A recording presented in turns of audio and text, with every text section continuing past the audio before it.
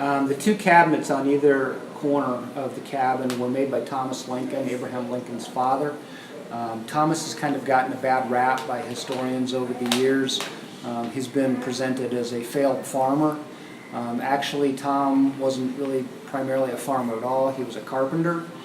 He built houses, churches, furniture, mills, a little bit of everything. So the one on this side of the room is actually more typical of his work because the people that he was building cabinets for really couldn't afford fine federal furniture.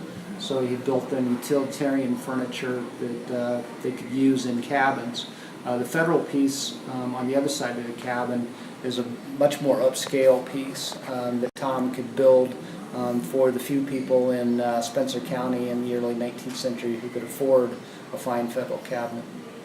Tom had no formal education at all. He was semi-literate. He could read some, he could write his own name, he could do a few things.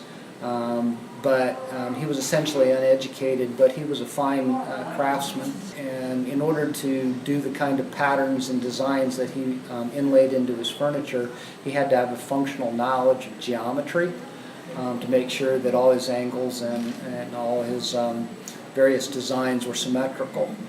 So a man who really had no training in mathematics at all was able, through his own innate ability, to implement geometric principles into his work.